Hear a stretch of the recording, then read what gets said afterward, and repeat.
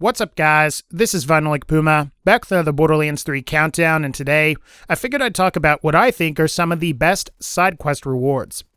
Now, to appear on this list, obviously the guns and weapons in question have to be received from a side quest. While there are quest rewards for the main quest or main story, this video will be dealing with side quest items only. So something like the Redistributor, which is acquired during the main quest, won't appear on this list, but something like the Ghetto Burger, which is a part of a side quest, could appear on this list.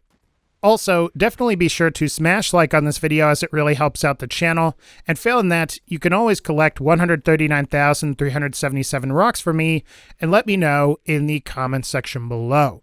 Otherwise, let's go ahead here and start with our number 10 entry, and that's going to be the Nog Potion. While this isn't really that spectacular of a grenade, the Nog Potion does have a special effect that can be used from time to time, and that it can temporarily enslave Nog-type enemies. All you have to do is throw this particular grenade at a Nog, and after a brief conversion animation, the Nog will start to fight for you for a period of 12 seconds or so. In my experience, this grenade could come in handy during Mayhem 3, since it will allow you to enslave just about any type of Nog you come across. Nogs usually have quite a bit of health, shields, and armor, which ends up making them the perfect type of enemy to draw aggro. Now, the enslaved Nogs can attack as well. However, I found that 12 seconds is usually not enough time for them to get a lot of attacks off. So really, when you use this grenade, you're going to be using it to kind of crowd control enemies, rather than deal tremendous amounts of damage through the Nog you just enslaved. Admittedly, this isn't always going to be the best grenade mod to use, since you're not always going to be near Nog enemies to enslave, but whenever you encounter Maliwan soldiers, this could be a really good grenade to have in your arsenal. If you want it, it's acquired by completing the technical Nog Out side quest mission that's located on Promethea in the Meridian outskirts. It's a pretty short quest to complete, and if you find you're getting overwhelmed by Maliwan soldiers and the Nogs that spawn, then this grenade could come in handy. Number 9. Paws Rifle. So, Paws Rifle is somewhat unique as far as Jacob's weapons go, in that it's an elemental Jacob's weapon. While Shock isn't the most overpowered element or anything, and can occasionally get debuffed in Mayhem mode, I think you will likely agree that the Paws Rifle is still a pretty fun and easy rifle to use. And assuming you're proficient at scoring criticals with it, the Paws Rifle is unlike a number of other Jacob's weapons in that it will ricochet 3 bullets as opposed to just 1 upon scoring a critical. And this could be pretty nice when enemies are in groups, as the Paws Rifle will allow you to deal damage or strip the shields of many of the surrounding enemies. Typically, I like to use this thing up against Iridians since they essentially have shields as their health bar. However, you may get quite a bit of use out of this thing in other scenarios as well. And if you're already a big fan of certain weapons that you receive during the main quest, like the Hand of Glory or Traitor's Death, then you may like Paws Rifle too. If you want to get your hands on this thing, it's obtained during Part 3 of the Homestead side quests that you can do in the Splinterlands on Pandora. Number 8. The Boo. While not technically a reward for the quest when you turn it in, the Boo is a TDR SMG that you can obtain during the Invasion of Privacy side quest while looting Ava's stash on Athenas. Functionally, the Boo is a shock elemental weapon that deals fire reload damage.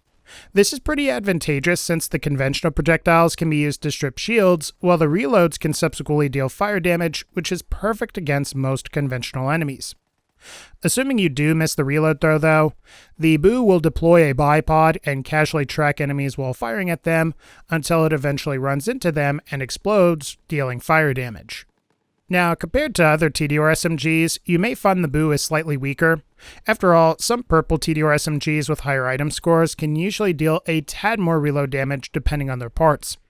But if you consider that the Boo is a guaranteed TDR SMG that does the job almost as well, then you may find it's a good gun to start with until you can get some higher end TDR SMGs a little bit later on. Overall, this is a pretty great quest reward all around, so definitely take the time to do the Invasion of Privacy side quest once it becomes available. Number 7. The Amazing Grace. I've got to admit that it's somewhat satisfying, or should I say sweet, to use this thing and hear the sound of the bullets being regenerated into the magazine.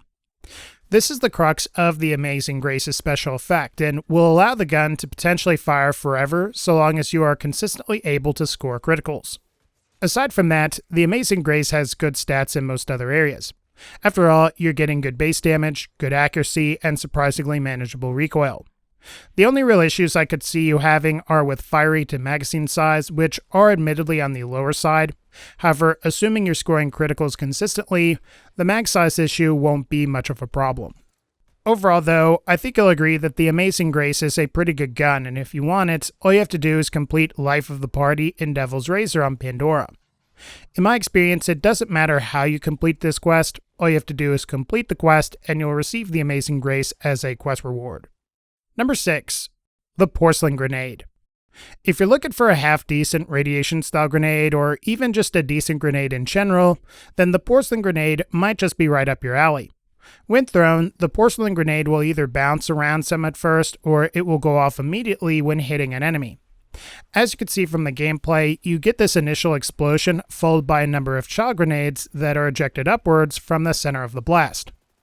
If you're familiar with Borderlands 2, this effect is somewhat similar to what you might see with the Fire Bee, though it is worth noting that the arc is much shallower and the child grenades go off in a much smaller radius. Because the grenade works this way though, it tends to be most effective when going up against mostly static or slow-moving enemies. It still works against things that move fast, however, the secondary child grenades may not hit, which will cause you to lose out on some damage. If you ask me though, the Porcelain Grenade is one of the better quest rewards in this game and can be nice to have if you're looking to stack a radiation damage over time effect on an enemy for better DPS. If you want this thing, it's obtained by completing the Raiders of the Lost Rock quest that takes place in the Amber Mire on Eden 6. Number 5. The Hangin Chad. So, the Hangin Chad is a very interesting Children of the Vault pistol that the player can obtain. Unlike many other Children of the Vault weapons, the Hangin Chad technically has infinite ammo, as it won't consume ammo upon firing initially, nor will it consume ammo once it's overheating and appears to look like it will break. In fact, you may be surprised to know that even when you empty your entire pistol ammo pool, that the Hangin Chad will still continue to fire, which can really come in handy if you get in a tight spot or if you need to regenerate pistol ammo like you're seeing here. Otherwise, the Chad has fairly decent stats and attributes. It comes with a projectile multiplier, okay base damage, and a fire element. You also get a sight, however, given all the smoke you'll see when aiming down that sight, it is a little difficult to use. But I think you'll agree that it's not really that big of a deal considering you can get a gun with infinite ammo. In the end, and if you ask me, this is a great gun to pick up for just about any character, and if you want it, all you have to do is complete the Swamp Bro side quest located in Floodmoor Basin on Eden 6. It's a little long, but the reward is certainly worth it. Number 4. The Dead Chamber. Despite its low item score and its snub-nosed appearance, the Dead Chamber is surprisingly good. Granted, it's definitely a chance-based weapon and probably not recommended for players that are looking for super consistent damage output and don't want to make a habit of reloading, but if those aren't really huge issues for you, then you may find you like the Dead Chamber quite a bit. What this thing does is provides a 50% chance to quote-unquote buff the weapon on reload. This buff appears to multiply the Dead Chamber's damage by 2.4, and you'll know the effect is active when the projectiles you fire start to look like purple laser beams. This effect is actually pretty strong and will allow the Dead Chamber to outperform a number of Jacob's pistols, including the Amazing Grace that I just went over earlier. Of course, the downside is that this buff isn't necessarily guaranteed, and depending on your build, you may not want to do all of the reloading you're going to need to do to just get the buff to be active. Even still, this is really a minor thing, and I would still recommend the gun. If you want it, you can receive it by completing the Malevolent Practice side quest at the Anvil on Eden 6. Again, this gun will really surprise you and you should definitely seek it out. Number 3. The Seleka Protocol. Even though it's got a serious learning curve, the Seleka Protocol is a fantastic shock sniper rifle that the player can obtain through the Proof of Life side quest in Lectra City on Promethea. Not only can you charge it up to improve its damage output, but the initial projectile can ricochet into 5 additional projectiles which can deal quite a bit of damage to enemies, assuming you get them all to hit the target. As I said earlier, there's a bit of a learning curve to this that I'll admit I haven't quite mastered, but you can make things a little bit easier by taking advantage of the Seleka Protocol's alt fire.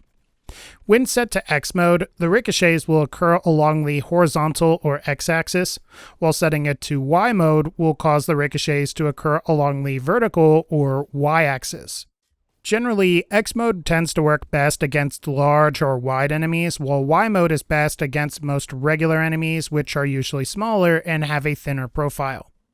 But as always, feel free to experiment between the two modes, as both can be quite effective.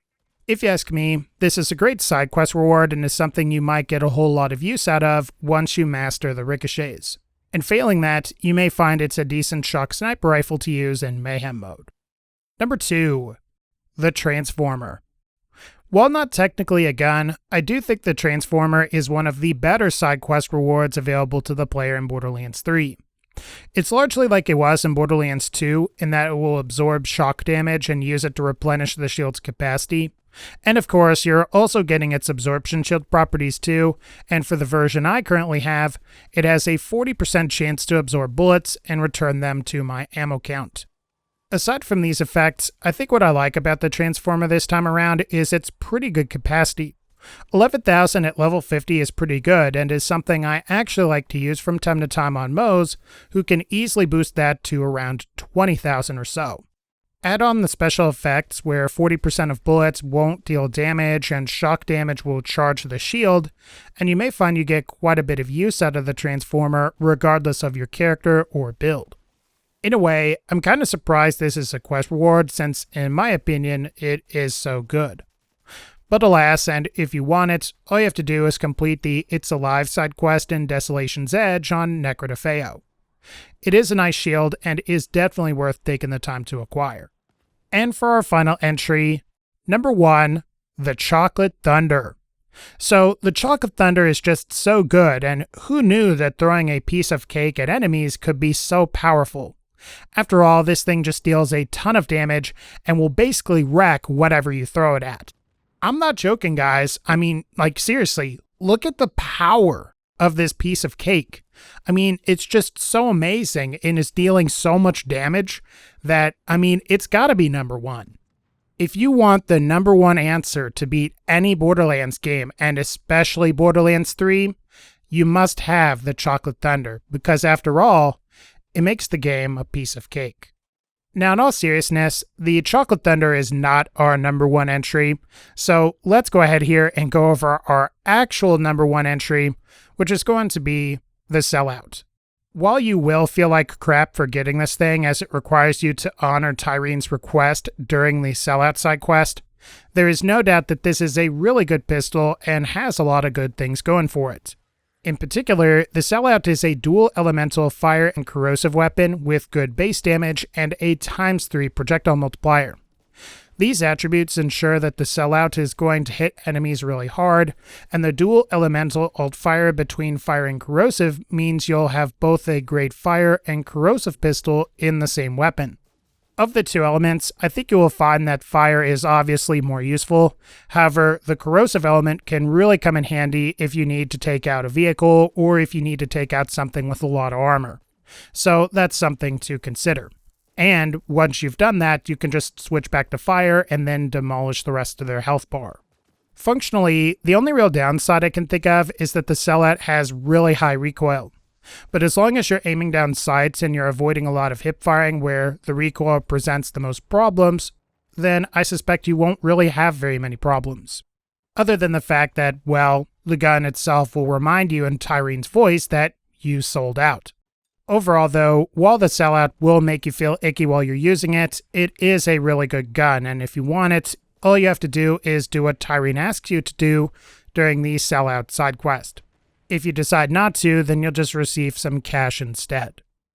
Alright guys, I think that's going to wrap up this particular video. If you enjoyed this video, definitely be sure to smash like, click the bell so you can be notified when I upload more Borderlands videos in the future, and just remember that if you want to make Borderlands 3 a piece of cake, all you need is a piece of cake. But for real this time, as always, thank you all so much for supporting this channel, take care, and I'll see you all in the next one.